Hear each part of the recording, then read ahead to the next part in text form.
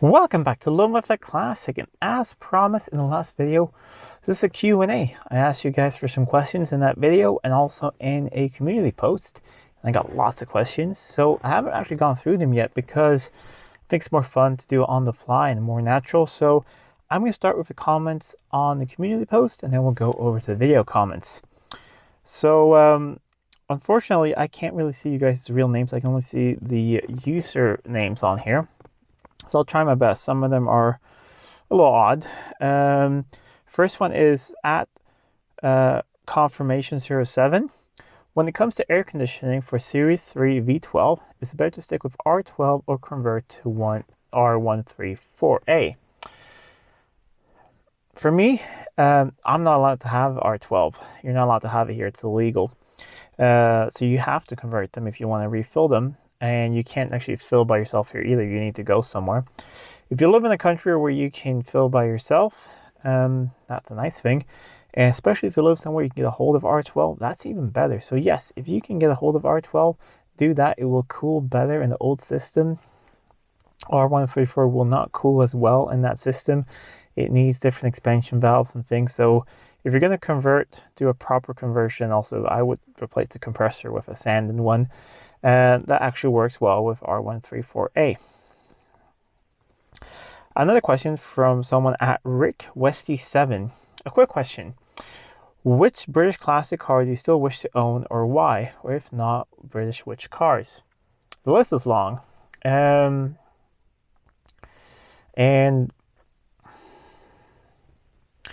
well, I mean, let's start with sort of semi-reasonable. I can't afford them at the moment, but it could be. I do have a trio I would like to have sit together because I think they represent the coolest cars of the 70s.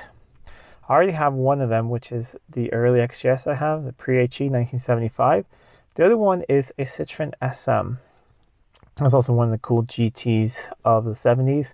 And the last one being the Jensen Interceptor. So another British car, yes, Jensen Interceptor. I would love one. Needs to be a 440 and preferably just the biggest carbs you can get on it. 6-pack would be cool. And yeah, I would love that.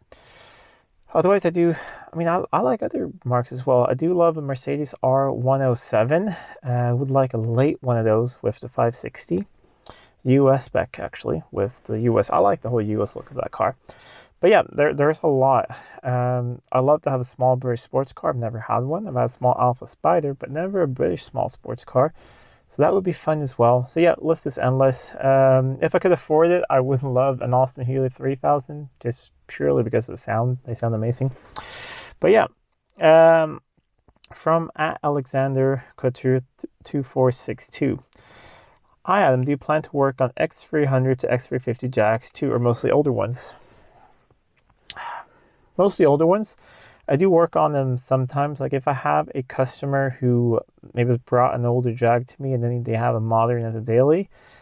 Modern, I mean up to X350. Anything past that I don't really want to deal with. Yeah, of course. I'll do things on it. I've done things on the new RS types and things like that. And I have an X30. I have two X308s in the shop at the moment. So yeah, definitely. But I do prefer to work on the older stuff. Here's one of those usernames that is just difficult. At user NH6CT9PL2B. I have no idea what that means. How do you remember that? Yes, I have a question. What is the length of fuel injector hose on 1990 XJS V12HE? This is both the 10 shorter hoses and the 2 longer hoses. I've seen this message before, and yes, I'm going to get back to his email me. I'm a little behind. I don't want to answer that question just because I think you should buy the kits of ready-made hoses, because if you cut any hose wrong of the shorter ones just by a millimeter, when you put it together, that fuel rail will not sit evenly, and when that doesn't sit evenly, you might get a leak in the future. So I'm not going to measure that. If you want to do it yourself, you need to measure it yourself and do it. I don't recommend it. So sorry, I hope that's not a disappointment, but it's not a procedure that I recommend. So no. Alex Pittman 36232. I have a question. How do we get in touch with you, so me, if we have a classic Jag that we like to work on? Best way is email me. I do get a lot of emails, and I do my best to get back to them. And especially if you write in the title of the email, don't just write like Jaguar V12, write that you want the car in my shop or something like that. Then definitely I'll sort it through easier. You wouldn't believe the amount of emails I get daily. Most of it's spam. I get all these weird companies who want to do collaborations and things, and I'm not sure if they understand that I'm not going to try on clothes and stuff and get paid to do that. And also, a lot of really terrible products from China and stuff that I don't really feel like doing. If I ever do any sponsorships, it's going to be products that I like and support, and I think that you guys will like. And I've also tried out before, and I think that they're good. Here is another one, at Roger Pritchard. And once again, I'm sorry about the names. I'm terrible at names. My father's 89HE has 2 filling points for the cooling system. Which one is correct to fill? And why does it have 2 filling points? They have 2 filling points. It's really weird. Early V12s carbureted had 2 filling points, and early injected only had 1, and then the later went over to 2. It is just easier to get the air out that way. If the system is pretty much empty, I like to have both caps off, and then I fill in the middle until it starts flowing out of the overflow. Then I stop and I put them on, and then the first time you run the car, it will pour some stuff out of the overflow, and that's fine. If you're just checking your level, car's sitting level and is cold, I only pull the middle cap, and you have a look down, and the water level should be about 1 inch down from the top. If it's that, you're good. So if it is 1 inch down from the top and that seems good, I put the cap back on in the middle, and then I'll walk over to the expansion tank and I open there and just shine down and make sure that there's something in there. Because if that's completely empty, then yeah, you might have a leak somewhere. Check it out. Expansion tank should be probably halfway or something.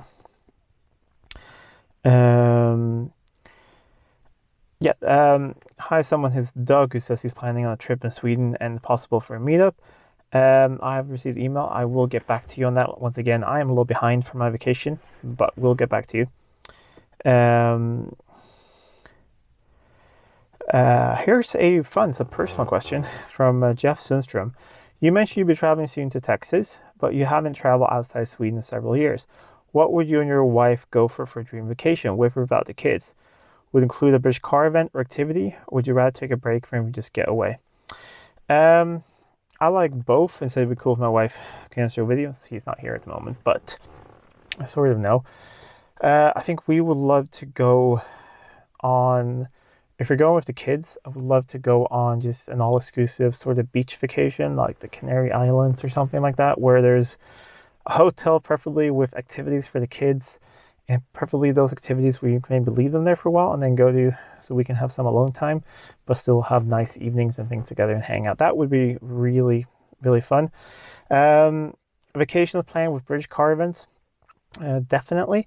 I do have in the pipe work, we'll see what happens. I am trying to get over to the UK for a car show, actually.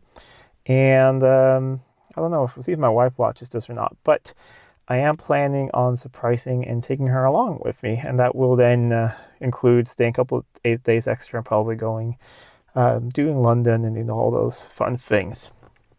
So yeah, definitely both. Now we're back to the comments on the videos, and this we'll have to look through a little bit and see, because some of them are best wishes and some of them are comments. Here's a question from at UHN100. Questions about his 1995 XGS. The brakes work and stop the car, but they don't feel sharp. There are no leaks, no air in the system. Any thoughts would be welcome. I'm thinking 95. If you still have the accumulator sphere, I think you do. I'd have a look at that. Otherwise, if you don't have any leaks or anything, you don't feel that sharp, just a master cylinder leaking internally. I think that could definitely be it.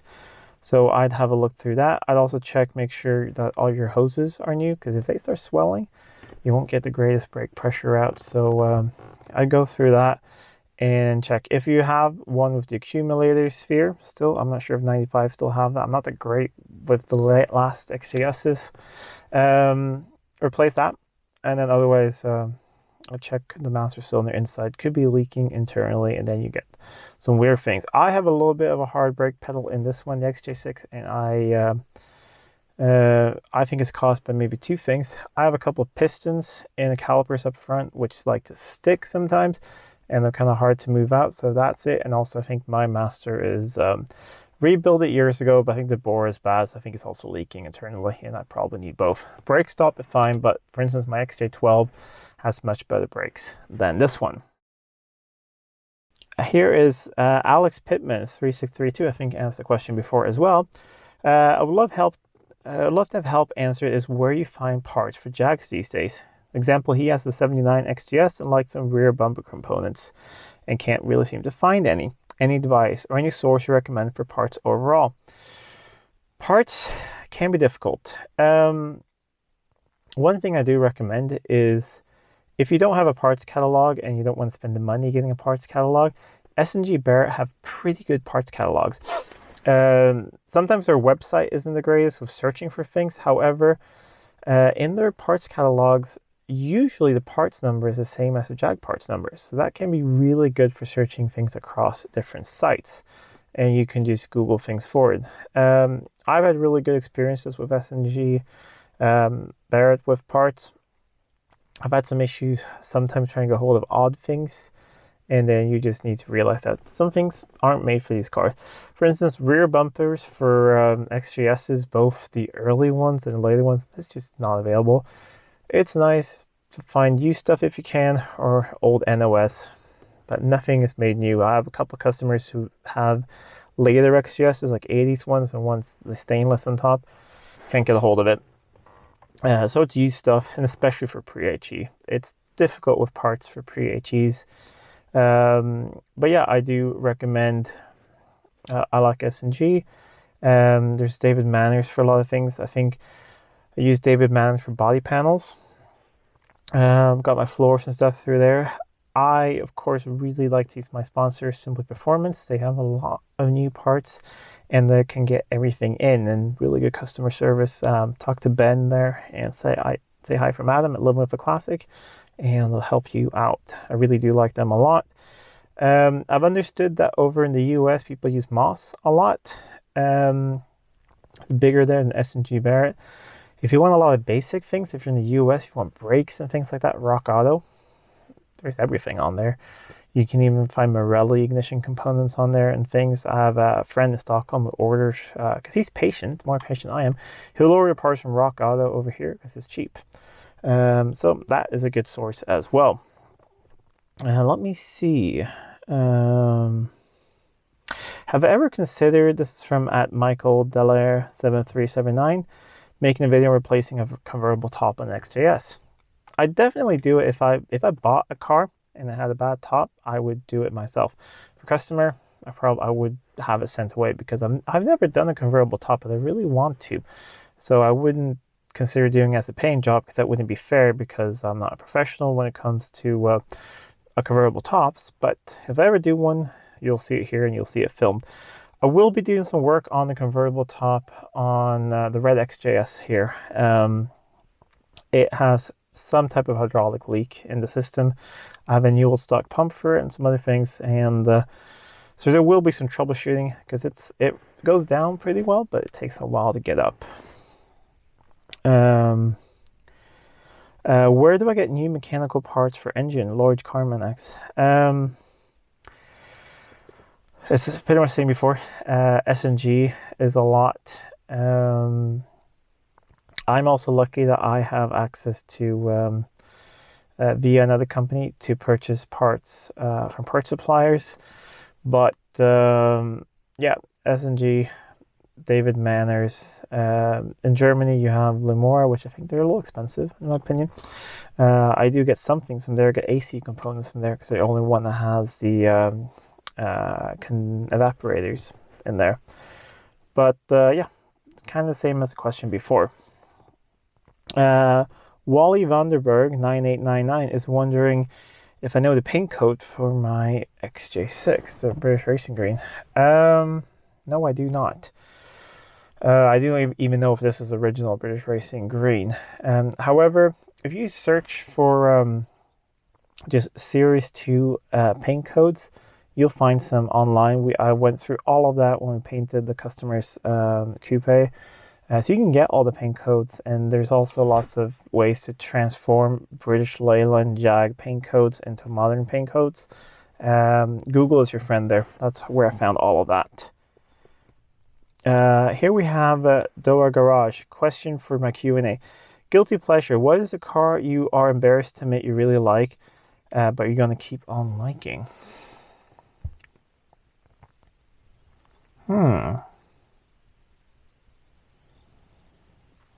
Let me think about that. Actually, there's a modern car. I was over in Texas and had a rental, and it was a new Hyundai SUV, something with P something. And that was probably one of the nicest cars I've ever been in. It had the greatest seats I've ever sat in. So I'm almost embarrassed to say that thing was really, really nice. But when it comes to maybe classics and things, I'm not really embarrassed, but I do love a Volkswagen Beetle. I just don't know why. I really do. Want to have one someday for a little bit. That's a little bit of a guilty pleasure.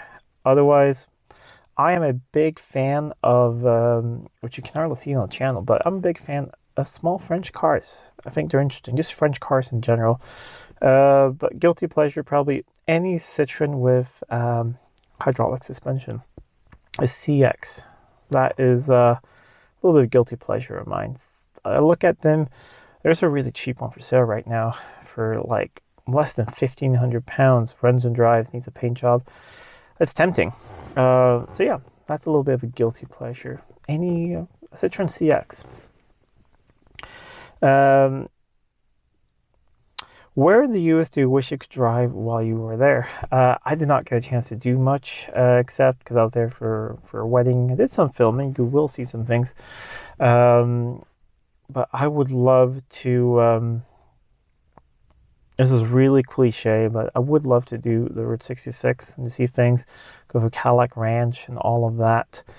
When I've been there before, I've been to New Orleans, driven there a bunch. Did a road trip once from southern Illinois down into Oklahoma. But yeah, of course, all the cliche things. I would love to. I mean, the Pacific Coast Highway is a big thing. I also would like to just go through, also California, but go through like the Redwoods and all of that. That would be really cool as well. Also, the Carolinas seem to be really beautiful to drive through. So yeah, I think I just want to drive everywhere. Here's a bit of a long question from @HTMSID.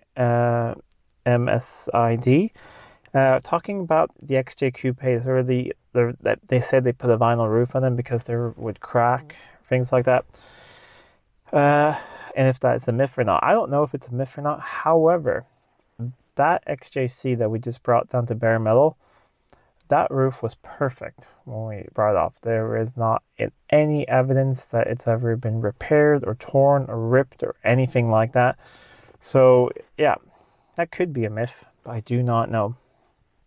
And another question from the same person. In a few of your videos, there's a Wolseley 8017. Yes, there is.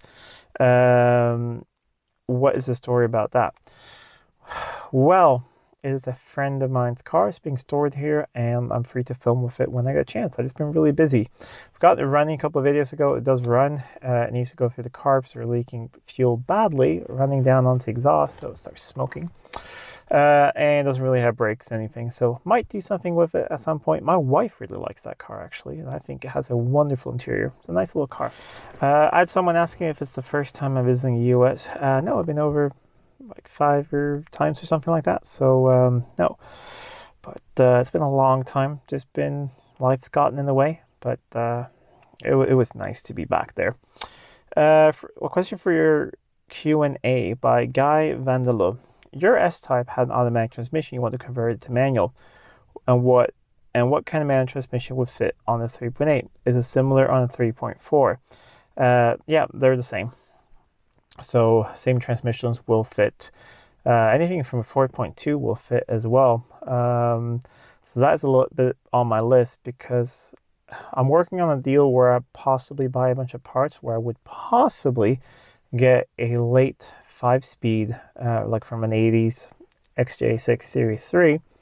And that would be a nice thing to fit in the S-Type. Otherwise, I'll find an original 4-speed with overdrive. But yeah, they'll all fit. The only thing is you will need the thing that I know is different is if you're mixing and matching things, is that every single flywheel or flex plate has a different starter because they have different ring gear. So that's all you need to know. But other than that, you can mix and match pretty much as you please. Anyways, that is all the questions. Thank you so much. I have a question for you guys. Should we do a little Q&A? Like not too often, but maybe a couple times a year. Could be kind of fun.